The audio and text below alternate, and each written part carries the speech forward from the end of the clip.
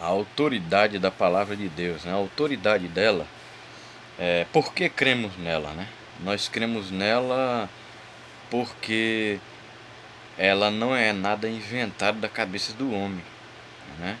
E a autoridade dela está justamente nisso, porque são vários autores que escreveram aí a Bíblia Sagrada, né? As escrituras, mais são cerca de 40 autores, mas cerca de 40 escritores, melhor dizendo, mas o autor é o único.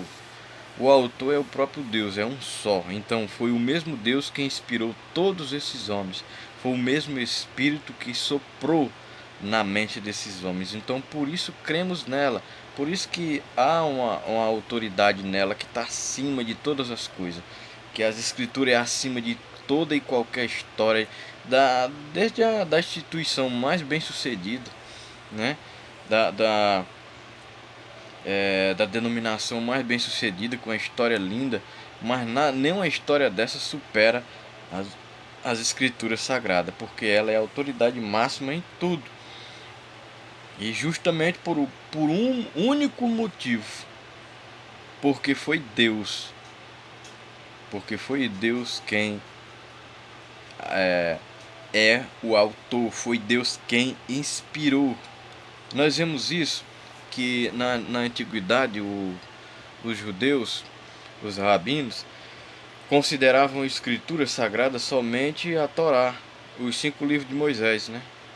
De Gênesis até Deuteronômio.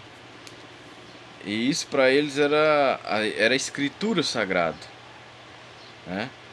O Novo Testamento, nessas épocas, ele não era considerado assim entre eles, ou até hoje ainda não é, por aquele judeu ortodoxo mesmo, considerado uma escritura, ou considerado escritura sagrada.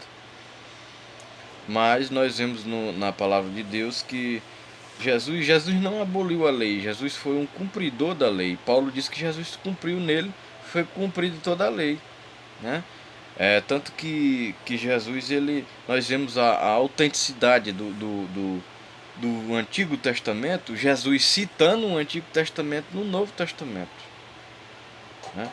No Novo Testamento, Jesus está citando os textos sagrados. Tem várias passagens que ele cita.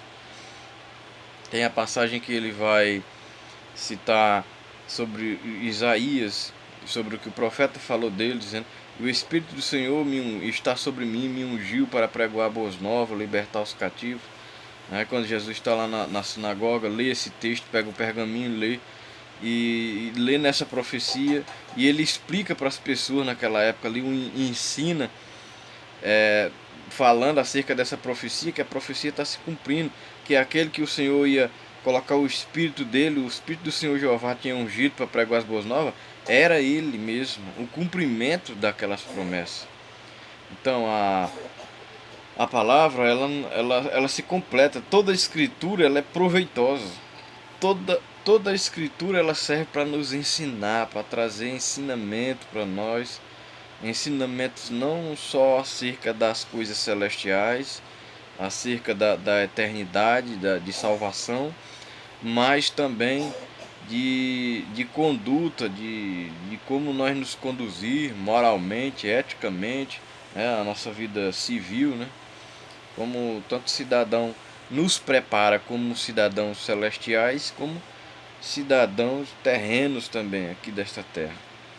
Então as escrituras sagradas ela tem a sua valia em tudo, ela é proveitosa. Só que para eles, para alguns, há uma época, houve uma época em que as escrituras para eles, ou alguns ainda pensam assim, que a todas as escrituras que a Bíblia fala se refere somente ao Pentateuco, mas não é.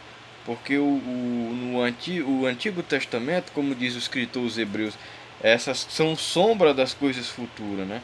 Estavam apontando para o que iria acontecer no Novo. E o Novo Testamento vai só confirmando isso, né? Jesus vai só ratificando isso quando ele cita as profecias, e os apóstolos também citam, e tantos outros citam eventos proféticos, né? Futuros, que já estava acontecendo, o que ia acontecer, só com isso só vai fortalecendo mais de que essa ideia de que toda a escritura é inspirada por Deus e é proveitosa.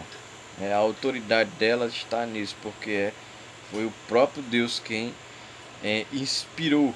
Não foi coisa de cabeça de homem, não foi nada de pensamento de ideologia humana, mas foi diretamente dos céus, né? Os homens escreveram sim, mas escreveram inspirado por Deus e não por inspiração própria. Então pense nisso, que Deus abençoe sua vida.